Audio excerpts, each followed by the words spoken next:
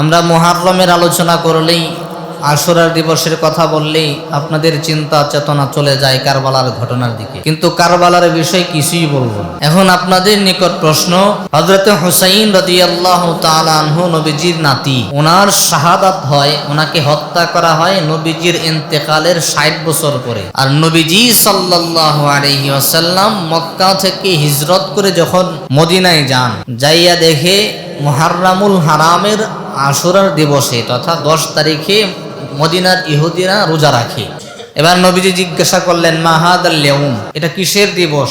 ওয়ালিমা তাসুমু ফি হাদাল ইয়াউম, তোমরা কি জন্য এই দিবসে রোজা রাখো? মদিনার ইহুদিরা জবাব দিল, এই দিবসে আল্লাহ রাব্বুল আলামিন বনি ইসরাইলদেরকে এবং বনি ইসরাইলদের নবী হযরত মুসা কালিমুল্লাহকে ফেরাউনের জুলুম অত্যাচার থেকে আল্লাহ মুক্তি দান করেছিলেন। সমুদ্রের মাঝখান দিয়ে আল্লাহ রাস্তা তৈরি করে দিয়েছিলেন। হযরতে মুসা কালিমুল্লাহ এবং তার অনুসারীরা ফেরাউনের জুলুম অত্যাচার থেকে মুক্তি পেয়েছিল। আমরা মুক্তি পেয়েছিলাম, আর জালেম জাতি ফেরাউন তার বাহিনী সহ ধ্বংস হয়ে গিয়েছিল। তো এই যে আল্লাহ আমাদেরকে এই দিবসে মুক্তি দিয়েছিলেন, এটার শুকরিয়া আদায় করতে গিয়ে আমরা আশুরা দিবসে রোজা রাখি। এবার নবীজি বললেন, নাহনু আহাক্কু বিমূসা মিনকুম, আরে তোমরা ইহুদি হইয়া পরিপূর্ণ তোমাদের নবীকে অনুসরণ করো না, তারপরেও এই দিবসে যেহেতু হযরত মুসা কালিমুল্লাহকে তোমরা অনুসরণ করে রোজা রাখতেছো, আমি তো হযরত মুসা কালিমুল্লাহর ভাই। চ্যানেলটি সাবস্ক্রাইব করে আমাদের সঙ্গেই থাকুন। আউযু বিল্লাহি মিনাশ শাইতানির রাজীম। বিসমিল্লাহির রাহমানির রাহিম। ربنا ظلمنا أنفسنا وإن لم تغفر لنا وترحمنا لنكونن من الخاسرين. وقال صاحب القرآن صلى الله عليه وسلم أفضل الصيام بعد رمضان شهر الله المحرم. وقال تعالى في شان حبيبه ومحبوبه مخبرا وآمرا، إن الله وملائكته يصلون على النبي يا أيها الذين آمنوا صلوا عليه وسلموا تسليما.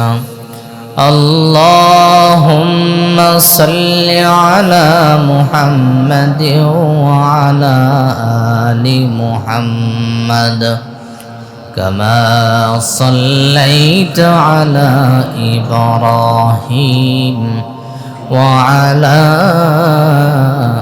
آل إبراهيم إنك حميد مجيد. اللهم بارك على محمد وعلى آل محمد كما باركت على إبراهيم وعلى آل إبراهيم إنك حميد مجيد. الحمد لله, মহান আল্লাহ পাকের আলিশানি লাখো কোটি শুকরিয়া জ্ঞাপন করছি যে মহান মালিক আমাদেরকে ভালোবেসে মহাব্বত করে সুস্থতার নিয়ামত সহকারে সপ্তাহের শ্রেষ্ঠ দিন জুমার দিনে আল্লাহর ঘর মসজিদে আসার মতো বসার মতো তৌফিক এনায়াত করেছেন। এই জন্য সেই মহান মালিকের দরবারে শুকরিয়া আদায় করছি, বলছি আলহামদুলিল্লাহ।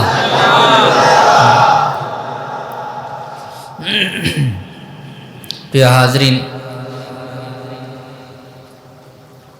আমরা আরবি নববর্ষের প্রথম মাস মুহররম মাসে উপনীত হয়েছি, যেই মাসকে আল্লাহ রাব্বুল আলামিন 12টি মাসের মধ্য থেকে শ্রেষ্ঠত্ব দান করেছেন। হাদিসের মধ্যে রাসূল সাল্লাল্লাহু আলাইহি ওয়াসাল্লাম যে মাসকে আল্লাহর মাস বলে ঘোষণা করেছে, যে মাসটা নবীজি বলেছেন আল্লাহর মাস, ওই মাসটার মর্যাদা কম না বেশি? বেশি। তো এই মাস যদি আল্লাহর হয়, বাকি 11টি কার মাস? ওইগুলো আল্লাহর, সব কিছুই আল্লাহর। কিন্তু কিছু কিছু বিষয়কে, বস্তুকে, মাসকে, সময়কে আল্লাহ তাআলা শ্রেষ্ঠত্ব দান করেন। কোনো আমলের কারণে, ফজিলতের কারণে, বিশেষ কোনো হিকমার কারণে আল্লাহ শ্রেষ্ঠত্ব দান করেন। রাসূল সাল্লাল্লাহু আলাইহি ওয়াসাল্লাম বলেন, আফদালুস সিয়াম বা'দা রমাদান শাহরুল্লাহিল মুহররম। রমজানের পরে সবচেয়ে ইবাদতের শ্রেষ্ঠতম ফজিলতপূর্ণ মাস হলো আল্লাহর মাস তথা মুহররমের মাস। রব্বুল আলামিন কোরআনুল হাকিমের মধ্যে 12টি মাস আমাদের জন্য নির্ধারণ করে দিয়া 4টি মাসকে শ্রেষ্ঠত্ব দান করলেন। এর মধ্যে 1 নাম্বার হলো মুহররম, 2 নাম্বার হলো রজব, 3 নাম্বার হলো জিলকাদ, 4 নাম্বার হলো জিলহজ। এই 4টি মাসের মধ্যে কিন্তু রমজানের নাম নেই। এর মানে কি রমজানের দাম কম? রমজান তো প্রধান মাস শ্রেষ্ঠত্বের, আর আল্লাহ এখানে বলেছেন এই 4 মাস বিশেষ মাস। কি মাস? বিশেষ। একটা মাহফিলে প্রধান বক্তা, প্রধান অতিথি কয়জন থাকে? একজন। এ তো অনলি 1 পারসন। রমজান তো রমজান, রমজানের পরে আল্লাহ এই 4 মাসকে বিশেষত্ব দান করেছেন।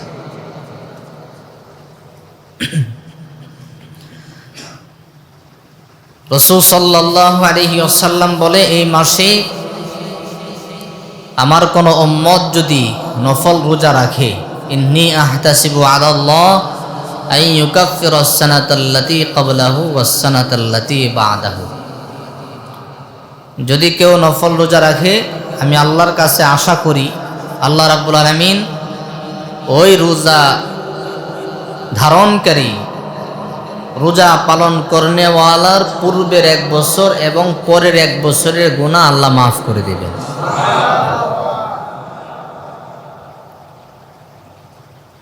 আর মুহররমে বিশেষ একটি দিবস আছে, যেটাকে আমরা আশুরার দিবস নামে চিনি। আশুরা দিবসের ঐতিহাসিক অনেক অনেক ইতিহাস আছে, তথ্য আছে। আমরা মুহররমের আলোচনা করলেই, আশুরার দিবসের কথা বললেই আপনাদের চিন্তা চেতনা চলে যায় কারবালার ঘটনার দিকে। কিন্তু কারবালার বিষয় কিছুই বলবো না। এটা ফরজ কোনো বিষয় না, ওয়াজিবও কোনো বিষয় না, সুন্নত না। এটা একটি ইতিহাস। এটা কি ইতিহাস? এখন আপনাদের নিকট প্রশ্ন,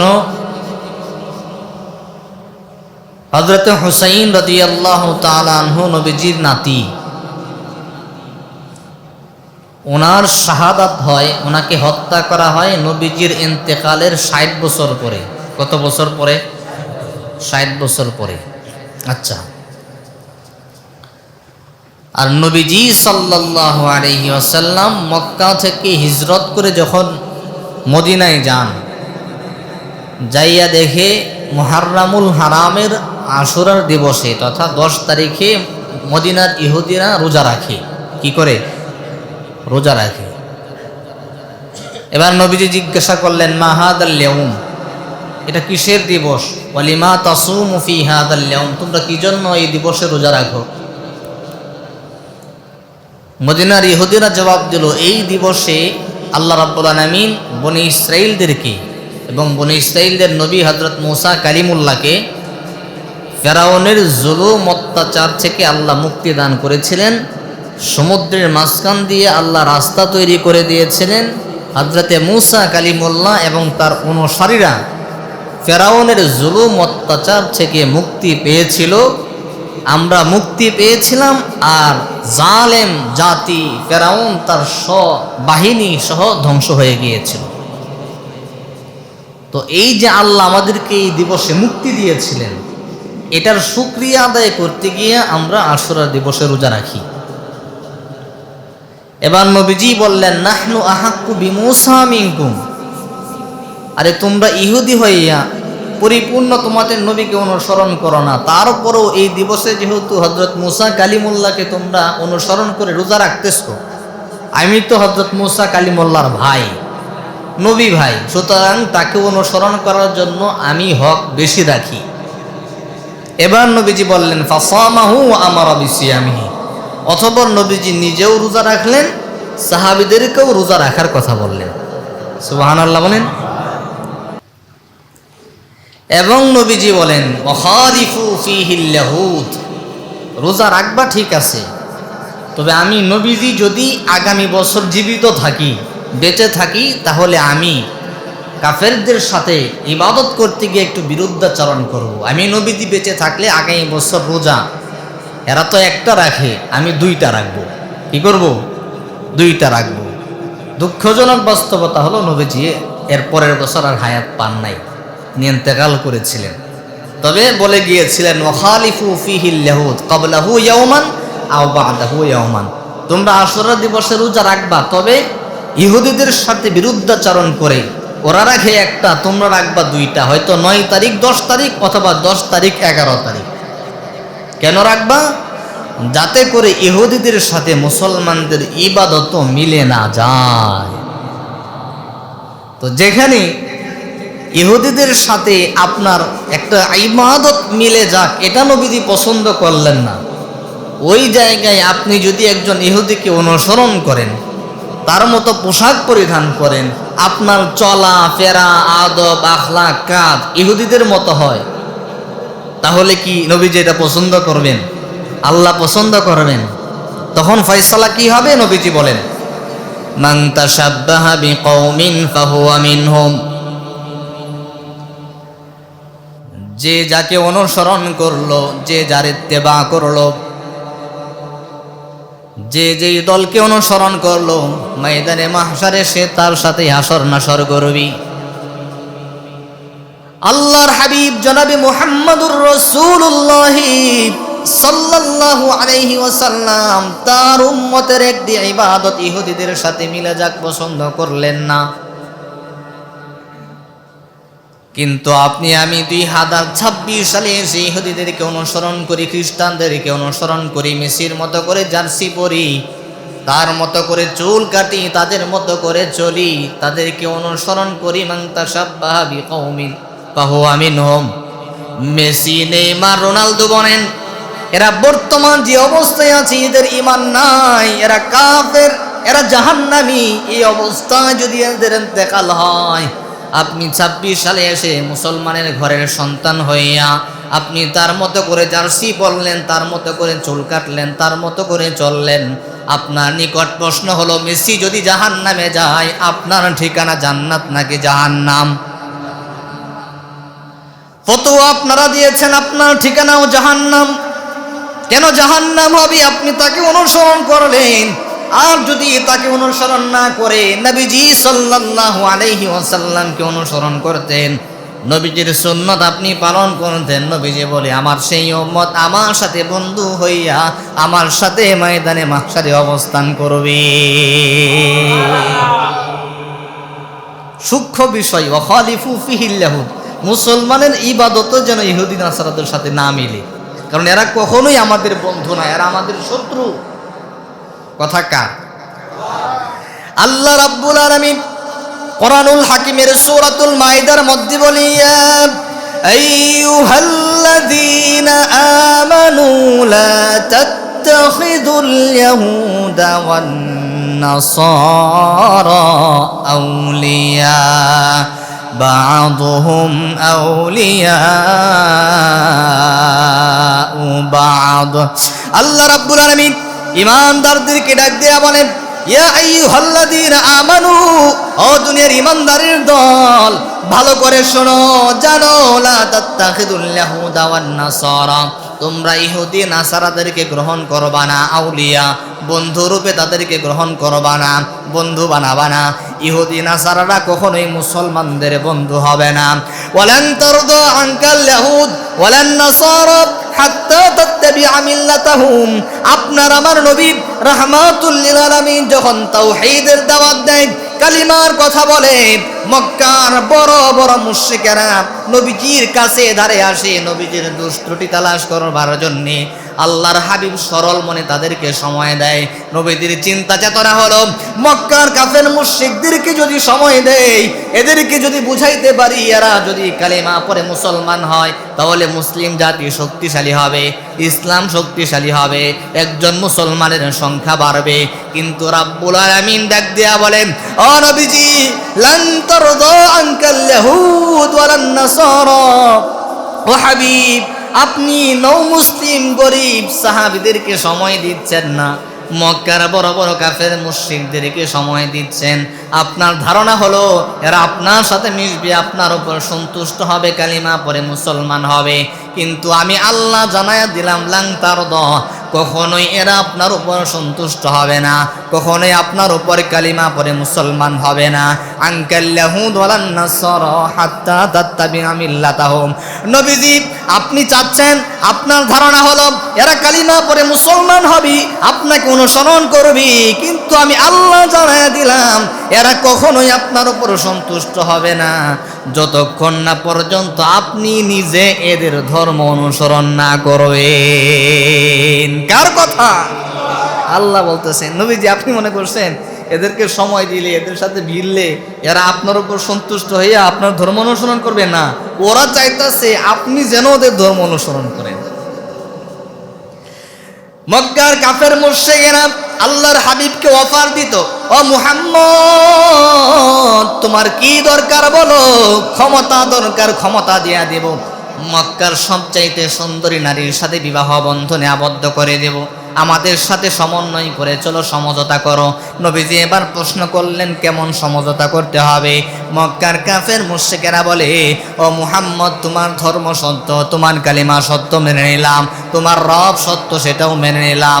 ও মুহাম্মদ, 15 দিন আমরা সকলেই মিলে তোমার রবের ইবাদত করব, তোমার ধর্ম অনুসরণ করব, বাকি 15 দিন তোমরা সবাই মিলে আমাদের লাত উজ্জার ইবাদত করবা। নাউজুবিল্লাহ বলে অফার দিত, সমঝোতা। কিন্তু এটা করা যাবে? নবীজি সাল্লাল্লাহু আলাইহি ওয়াসাল্লাম এবার বললেন, ওয়াখালিফু ফীহিল ইয়াহুদ ওয়ান নাসারা। ও আমার উম্মতরা, শুনো, জানো, আগামী বছর যদি আমি নবীজি জীবিত থাকি, তাহলে আমি আশুরা দিবসে রোজাও রাখবো, তবে ইহুদিদের বিরুদ্ধাচরণ করে একদিন না, তারা একদিন রাখে, আমরা 2 দিন রাখবো।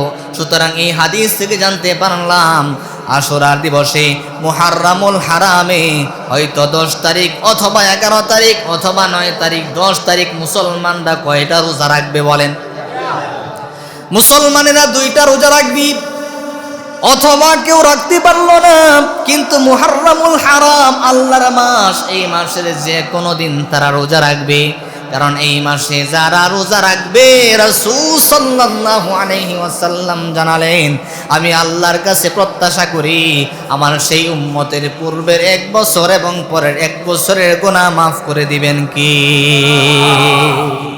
তাহলে আমরা এতক্ষণে আলোচনা থেকে জানতে পারলাম, এই মুহাররম মাস হলো কার মাস? আল্লাহর মাস, এবং এই মাসে যে কোনো দিন রোজা রাখা যায়, নবীজি বলেছেন, ঠিক কি না? এবার আসেন, নবীজি সাল্লাল্লাহু আলাইহি ওয়াসাল্লাম যখন এই কথা বললেন, তখন কিন্তু হযরতে হুসাইন শাহাদাত বরণ করেন নাই। হযরতে হুসাইন নবীজির ইন্তেকালের কত বছর পর শাহাদাত বরণ করেছেন? 60 বছর পর। তাহলে বোঝা যায় এই আশুরা দিবস মুহররমের ফজিলত হযরত হুসাইনের ইন্তেকালের আগেই ছিল। কথা ক্লিয়ার বুঝছেন? হযরত হুসাইন রাদিয়াল্লাহু তাআলা আনহু নবীজির ইন্তেকালের কত বছর পর শাহাদাত বরণ করেছেন? 60 বছর পর। আর নবীজি 60 বছর আগেই বলেছেন আশুরা দিবসে রোজা রাখবা আর একটা বাড়ায় রাখবা, এবং এই দিবসে বা এই মাসে যারা রোজা রাখবে আল্লাহ পূর্বের এবং পরের 1 বছরের গুনাহ কি করবেন? মাফ করবেন। তাহলে আমরা বুঝতে পারলাম আশুরা দিবসের ফজিলত কারবালার ঘটনার আগেই ছিল, ঠিক কি না? এবার আসেন বুনিয়াতুত তালিবিন গ্রন্থের মধ্যে আব্দুল কাদের জিলানী রাহমাতুল্লাহি আলাইহি এই আশুরা দিবসের কিছু ইতিহাস তিনি আলোচনা করেছেন। নির্ভরযোগ্য হাদিস থেকে কোনো দলিল নাই। হাদিসের দলিল হলো এই দিবসে আল্লাহর হাবিব হযরতে মূসা কালিমুল্লাহ আশুরা দিবসে ফেরাউনের জুলুম অত্যাচার থেকে মুক্তি পেয়েছিল। তিনিও রোজা রেখেছিলেন, তার উম্মতেরা তার অনুসারীরা সেদিন রোজা রেখেছিল। বর্তমানে ইহুদিরাও রোজা রাখত। তাহলে হাদিস থেকে আমরা জানতে পারলাম এই দিবসে রোজা রাখা যায়, এটা নির্ভরযোগ্য দলিল। ইতিহাসবিদগণ লেখেন বুনিয়াতুত তালিবিন গ্রন্থের মধ্যে আব্দুল কাদের জিলানী রাহমাতুল্লাহি আলাইহি বলে, পৃথিবীর শুরু লগ্ন থেকে কিয়ামত পর্যন্ত এই মুহররমুল হারামের আশুরা দিবস 10 তারিখের ফজিলত যুগ যুগ ধরেই ছিল। সুবহানাল্লাহ। এবার তিনি একটা একটা করে বিস্তারিত লেখেন। তিনি প্রথমেই লেখেন আল্লাহ রাব্বুল আলামিন পৃথিবী যখন সৃষ্টি করে ওই দিবসটা ছিল মুহররমের 10 তারিখ আশুরার দিবস। পৃথিবী আল্লাহ সৃষ্টি করেছেন আশুরার দিবসে। সুবহানাল্লাহ।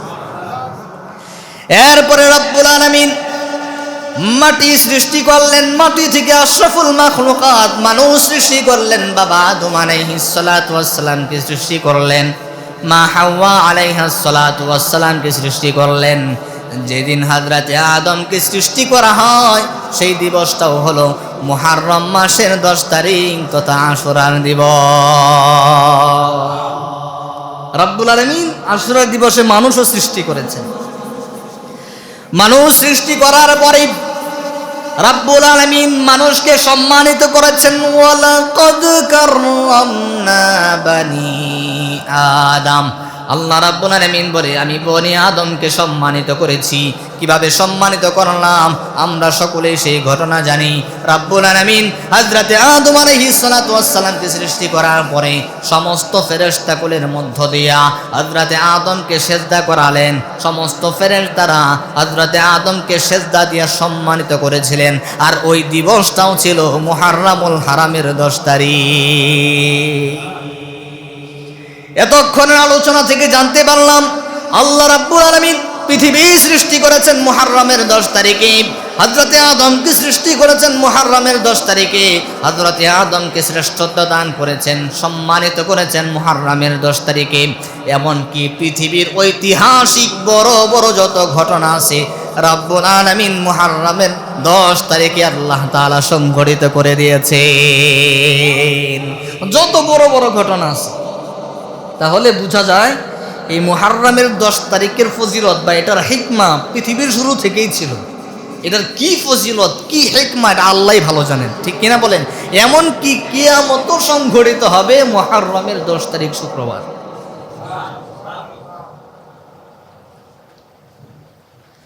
হযরত মূসা কালিমুল্লাহকে আল্লাহ তাআলা ফেরাউনের জুলুম অত্যাচার থেকে মুক্তি দান করেছিলেন মুহররমুল হারামের 10 তারিখে। হযরতে নূহ পয়গম্বর যিনি 900 বছর 950 বছর কালিমার দাওয়াত দিয়েছিলেন, তার দাওয়াত গ্রহণ করে 40 জন 80 জন 85 জন এরকম মতামত পাওয়া যায় তারা কালিমা পড়ে মুসলমান হয়েছিল। এরপরে তিনি দাওয়াত দিতে লাগলেন। আল্লাহ রাব্বুল আলামিন ডাক দেয়া বলে, ও নূহ পয়গম্বর, আপনি যাদেরকে দাওয়াত দিচ্ছেন লিমিট শেষ হয়ে গেছে, এদেরকে আর যতই দাওয়াত দেন এরা আর কালিমা পড়ে মুসলমান হবে না। তারা আপনার উপর জুলুম করবে, অত্যাচার করবে, নির্যাতন করবে। এবার হযরত নূহ পয়গম্বর চিন্তা করলেন, এরা যদি কালিমা নাই পড়ে মুসলমান নাই হয়, তাহলে তো দিন দিন এরা গুনাহ করতেই থাকবে।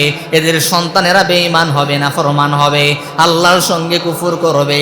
সুতরাং কুফরের সংখ্যা না বাড়ায়া আল্লাহ যেন এদেরকে ধ্বংস করে দেয়, এদের গুনাহ যেন এখানে শেষ হয়ে যায়। তিনি এই চিন্তা করে তার জাতির জন্য আল্লাহর কাছে বদদুয়া করলেন, আল্লাহ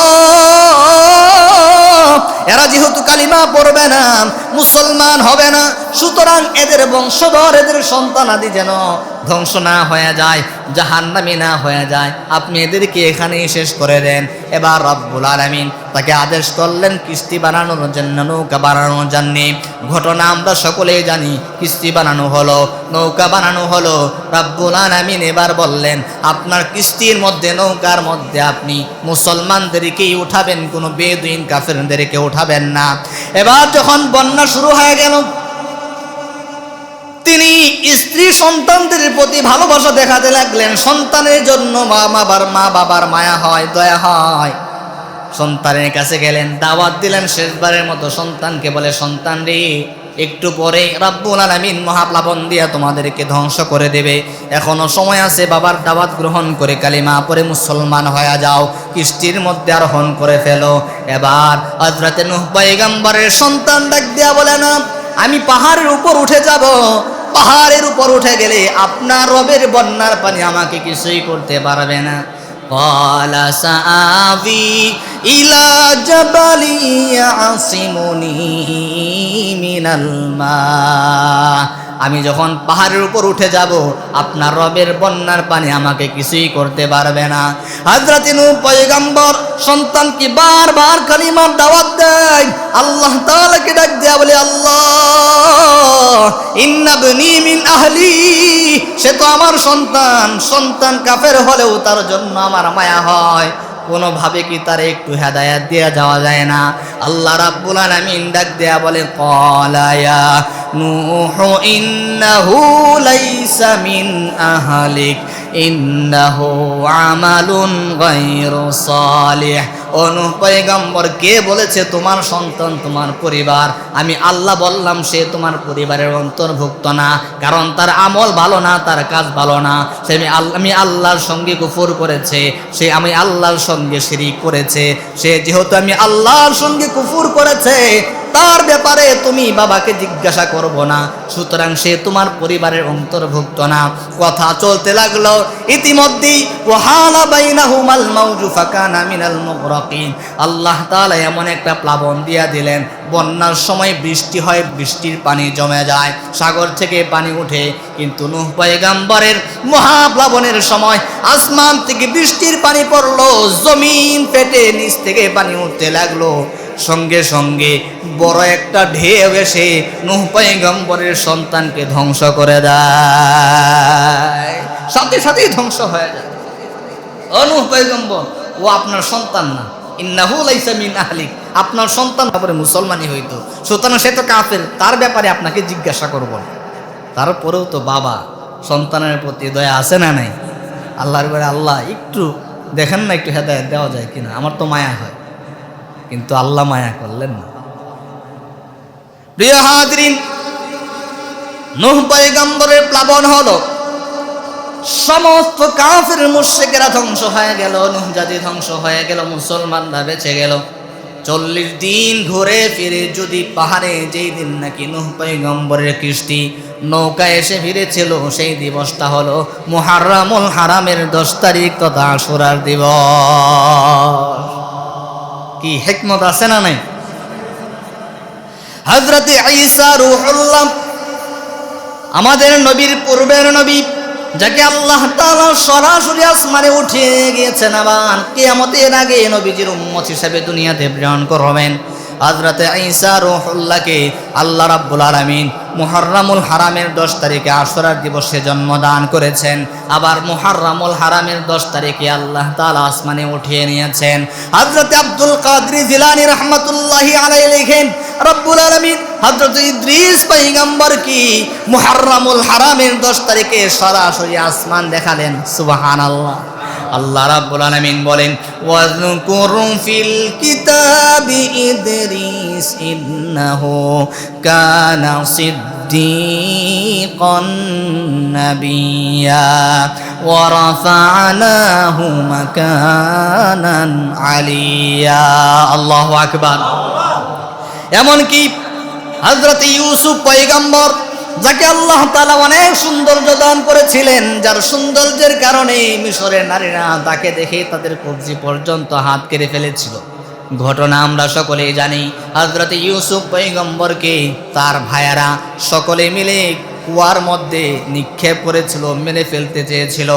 যেদিন হযরত ইউসুফ পয়গম্বর তার পরিবার খুঁজে পেয়েছিল, বাবাকে খুঁজে পেয়েছিল, ওই দিবসটা হলো মুহাররামুল হারামের আশুরার দিবস।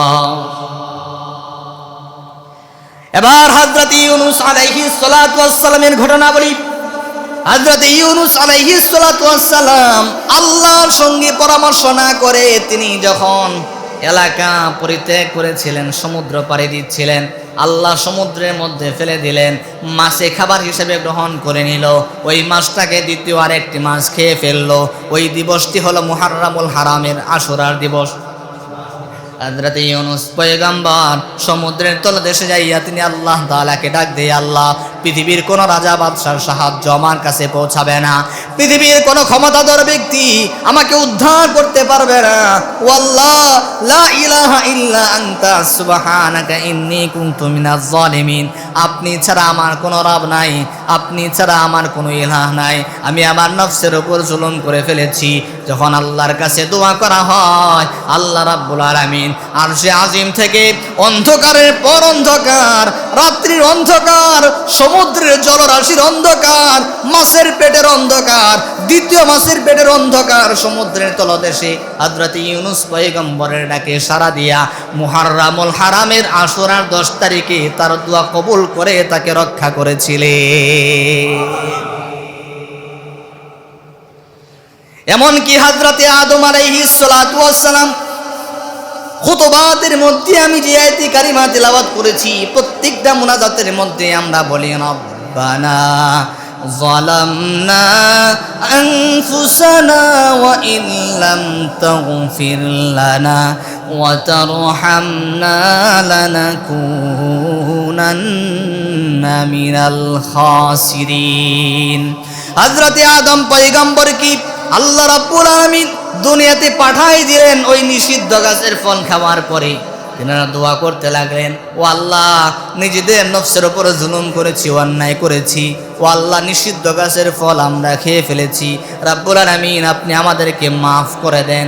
আল্লাহ রাব্বুল আলামিন ঘুরাইতে ঘুরাইতে ঘুরাইতে ঘুরাইতে মুহাররামুল হারামের আশুরার 10 তারিখে তারা যখন এমন সুন্দর শব্দ দিয়া, এমন সুন্দর বাক্য দিয়া আল্লাহ তাআলার কাছে দোয়া করলেন, ও আল্লাহ, যালামনা আনফুসানা, নিজেরা নিজেদের নফসের উপর জুলুম করেছি, অত্যাচার করেছি, ওয়া ইল্লাম তাগফির লানা, আপনি ছাড়া আমাদেরকে কেউ ক্ষমা করতে পারবে না, ওয়া তারহামনা লানাকুনান্না মিনাল খাসিরিন, ও আল্লাহ, আমরা ক্ষতিগ্রস্তদের অন্তর্ভুক্ত হয়ে গেছি, আমাদের উপর রহম করেন, আমাদেরকে মাফ করে দেন। আল্লাহ রাব্বুল আলামিন এমন সুন্দর দোয়া পাইয়া হযরতে আদম আলাইহিস সালাতু ওয়াস সালাম এবং মা হাওয়া আলাইহাস সালাতু ওয়াস সালামের দোয়া কবুল করেছিলেন। দিবসটা ছিল মুহাররামুল হারামের আশুরার 10 তারিখ। সুতরাং এতক্ষণে বুঝতে পারছি এটার ফজিলত পৃথিবীর শুরুলগ্ন থেকেই ছিল। কিয়ামত সংগঠিত হবে মুহাররামুল হারামের আশুরার 10 তারিখে। এখন আপনাদের নিকট প্রশ্ন হলো, এই যে আশুরার দিবসে এত কিছু ঘটে গেল, এতক্ষণে আলোচনা থেকে আমি আপনাদেরকে বুঝাইছি হযরতে হুসাইন রাদিয়াল্লাহু তাআলা আনহু এই দিবসে শাহাদাত বরণ করেছেন নাকি? এটা বুঝাইছি। আমি হযরত হুসাইনের কারবালার ঘটনা বলছি, বলি নেই। আল্লাহ রাসূলের ইন্তেকালের কত বছর পর উনি শাহাদাত বরণ করেছেন? 60 বছর পরে। হ্যাঁ, এবার আসেন, মুহাররম মানেই আশুরা না, মুহাররম মানেই কারবালার ঘটনা না, আশুরা মানেই হযরত হুসাইনের কারবালার ঘটনা না, বরং এটার ফজিলত যুগ যুগ ধরেই ছিল। যেহেতু এই ফজিলতপূর্ণ দিবসে আল্লাহর হাবিবের নাতি আহলে বায়াতের একজন সদস্য হযরত হুসাইন রাদিয়াল্লাহু তাআলা আনহুকে এই দিনে জালেমেরা অত্যাচার করে হত্যা করেছে, নিহত করেছে, তিনি শাহাদাত বরণ করেছেন। এই দিবসটাতে ওনার শাহাদাত হওয়ার কারণে আল্লাহ রাব্বুল আলামিন দুনিয়াতে এবং পরলৌকিক জিন্দেগিতে হযরত হুসাইনের শাহাদাতের মর্যাদা বাড়ায় দিয়েছেন। তো সুতরাং বোঝা গেল হযরত হুসাইনের কারবালার ঘটনার মধ্য দিয়া 10 তারিখের মর্যাদা বাড়ে নাই, বরং 10 তারিখে তার শাহাদাত হওয়ার কারণে ওনার শাহাদাতের মর্যাদা বেড়ে গেছে। কথা বুঝছেন ক্লিয়ার? হ্যাঁ, আশুরা দিবসের ফজিলত মর্যাদা পৃথিবীর শুরু লগ্ন থেকে কি ছিল? বহাল ছিল। এই দিবসে আরো বড় বড় সাহাবী শাহাদাত বরণ করেছেন। হযরত ওমর ইবনুল খাত্তাব আশুরার 10 তারিখে উনি শাহাদাত বরণ করেছেন। হযরত উসমান রাদিয়াল্লাহু তাআলা আনহু এই দিবসে শাহাদাত বরণ করেছেন। হযরতে আলী রাদিয়াল্লাহু তাআলা আনহু, হুসাইন রাদিয়াল্লাহু তাআলা আনহুর বাবা এই দিবসে শাহাদাত বরণ করেছেন। এখন হযরত হুসাইনের চাইতে কি তাদের মর্যাদা কোনো দিক দিয়ে কম? বরং যারা এই দিবসে ইন্তেকাল করেছেন, শাহাদাত বরণ করেছেন, আল্লাহ তাদের শাহাদাতের মর্যাদা বৃদ্ধি করে দিয়েছেন। মুহররম মানেই কি কারবালার ঘটনা? আশুরা মানে কি কারবালার ঘটনা? না, এটার সাথে একটা ইতিহাস যুক্ত হয়েছে। মানুষ নতুন ইতিহাস পাইলে পূর্বের ইস্যুটা ভুলে যায়। বুঝেন নাই? বাংলাদেশে এমন একটা ইস্যু ঘটে গেল, সারা বাংলাদেশেই ভাইরাল হয়ে গেছে।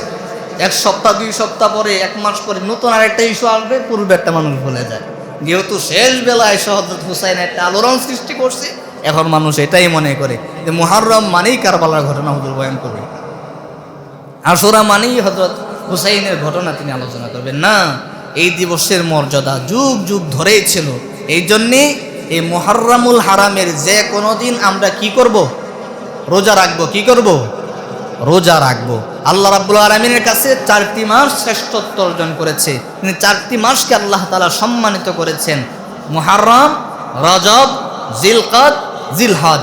এই 4টি মাসে বান্দারা যেন নিজেদের নফসের উপর জুলুম না করে গুনাহ থেকে বেঁচে থাকে, ইবাদতের মাত্রা যেন বাড়িয়ে দেয়।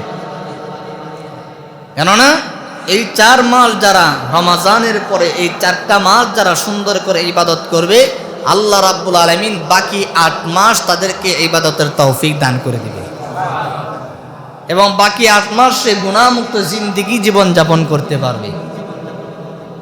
সুতরাং এটা ইবাদতের মাস, দোয়া কবলের মাস, মুক্তির মাস। কারণ এই দিবসে আল্লাহ তাআলা জালেমকে ধ্বংস করছেন, মুমিনদেরকে আল্লাহ তাআলা মুক্তি দান করছেন, অনেকের দোয়া কবুল করছেন, অনেককে মুক্তি দিয়েছেন, সন্তানকে বাবার কোলে ফিরিয়ে দিয়েছেন। অনেক নবী হযরত ইয়াকুব আলাইহিস সালাতু ওয়াস সালাম সন্তানের মায়ায় কান্না করতে করতে করতে অন্ধ হয়ে গেছিলেন। হযরত ইউসুফ পয়গম্বরের বাবা ইয়াকুব আলাইহিস সালাতু ওয়াস সালাম, তিনি সন্তানের মায়ে কান্না করতে করতে কি হয়েছিল? তিনি চোখের জ্যোতি হারিয়ে ফেলছিলেন, অন্ধ হয়ে গেছিলেন কান্না করতে করতে। যেদিন হযরত ইউসুফ পয়গম্বর তার পরিবার খুঁজে পাইলেন, হযরত ইয়াকুব আলাইহিস সালাতু ওয়াস সালাম সন্তান খুঁজে পাইলেন, আল্লাহ তাআলা ইয়াকুব আলাইহিস সালাতু ওয়াস সালামকে আবার চোখের আলো ফিরিয়ে দিয়েছিলেন। হযরত আইয়ুব পয়গম্বরকে আল্লাহ তাআলা এদিন সুস্থতা দান করেছিলেন। অনেক ঐতিহাসিক ঘটনা, যদিও এটা নির্ভরযোগ্য দলিল না, ইতিহাস। তো প্রিয় হাজরিন, আমরা জানতে পারলাম এই মাসে আল্লাহ তাআলা বান্দার দোয়া কবুল করেন। এই মাসে আল্লাহ তাআলা মুমিনদেরকে মুক্তি দিয়েছিলেন। সুতরাং আমরা পাপ করেছি, অন্যায় করেছি, নফসের উপর জুলুম করেছি, আল্লাহ তাআলার কাছে দোয়া করলে এই মাসে আল্লাহ তাআলা আমাদেরকে মুক্তি দিতেও পারেন। ঠিকই না? এই মাসের সম্মান এখনো আছে না নাই? আছে। একটা মুহররমের অর্থ হলো 2টা, এর মধ্যে একটা হলো নিষিদ্ধ হওয়া আর একটা হলো সম্মানিত হওয়া, মর্যাদাপূর্ণ হওয়া। তো একটা রহিত হয়ে গেছে আর একটা আছে। নিষিদ্ধ হওয়া মানে জাহালাতের যুগ থেকে মুহররম মাস আসলেই যুদ্ধ বিগ্রহ, মারামারি, হানাহানি সব কিছুই কাফেররা, জাহালাতের যুগের মানুষেরা বন্ধ করে দিত। অর্থাৎ এই মাসটা তাদের কাছেও সম্মানিত ছিল যে সাবধান, মুহররমের চাঁদ উঠে গেছে, এই 4 মাস আমরা কোনো ধরনের মারামারি, জুলুম, অত্যাচার কোনো কিছুই করব না। এই 4 মাস শেষ হবে, আবার যুদ্ধ হবে। সাময়িকের জন্য এই যুদ্ধ স্থগিত। এরা কিন্তু মুসলমান না, কাফেরদের কথা বলতেছি। কাফেরদের সময়ও তারা এই মাসটাকে কি করত? সম্মান করত। এরপরে যখন কাফেরানা সমঝোতা রাখলো না, মুসলমানদের উপর যে কোনো সময় অত্যাচার করত, জুলুম করত, তখন এই বিধানটা আল্লাহ তাআলা রহিত করে দিলেন। তখন আল্লাহ তাআলা বললেন, ওয়াকাতিলুল মুশরিকিনা কাফা। অনবিজি, মুশরিকেরা যদি আপনাদের উপর জুলুম করে যুদ্ধের জন্য আগায় আসে, আপনারা সমবেতভাবে যুদ্ধ করবেন, চালায়া যাবেন, নিষিদ্ধ মাসের অপেক্ষা করবেন না। এই আয়াতের মধ্য দিয়া ওই বিধানটা রহিত হয়ে গেছে, নিষিদ্ধ হওয়া। কিন্তু মুহররমের আরেকটা অর্থ যে সম্মানিত, এটা এখনো পর্যন্ত বহাল আছে। এই মাসে আল্লাহ তাআলা বান্দাদেরকে সম্মানিত করেন। হযরতে আদম আলাইহিস সালাতু ওয়াস সালামের মধ্য দিয়ে আমাদেরকে আল্লাহ তাআলা এই মাসে সম্মানিত করেছিলেন, ঠিক কি না? সুতরাং এই মাসে যারা ইবাদত করবে, এই মাসে যারা আল্লাহর হুকুম আহকামগুলো পালন করবে, আল্লাহ তাদেরকে কি করবেন? ইজ্জত দান করবেন, সম্মান দান করবেন, আল্লাহ রিজিকের ফয়সালা করবেন, আল্লাহ মুনাজাত কবুল করবেন, মুসিবতে থাকলে আল্লাহ উদ্ধার করবেন। হযরত ইব্রাহিম আলাইহিস সালাতু ওয়াস সালামকে যখন নাকি নমরুদের আগুনের মধ্যে নিক্ষেপ করা হলো, তিনি আল্লাহর কাছে যখন দোয়া করলেন, আল্লাহ তাআলা এই দিবস সেই আগুনটাকে তার জন্য আরামদায়ক করে দিয়েছিলেন। অনেক বড় বড় ঐতিহাসিক ঘটনা এই দিবসে, এই মাসে সংঘটিত হয়েছে। এটা গুরুত্বপূর্ণ মাস, এটা আল্লাহর মাস। এই মাসে আমরা ইবাদত করব তো ইনশাআল্লাহ, এই মাসে ভালো ভালো কাজ করব তো ইনশাআল্লাহ। আল্লাহ আমাদের সকলকে তৌফিক দান করুন, সকল বলে আমিন।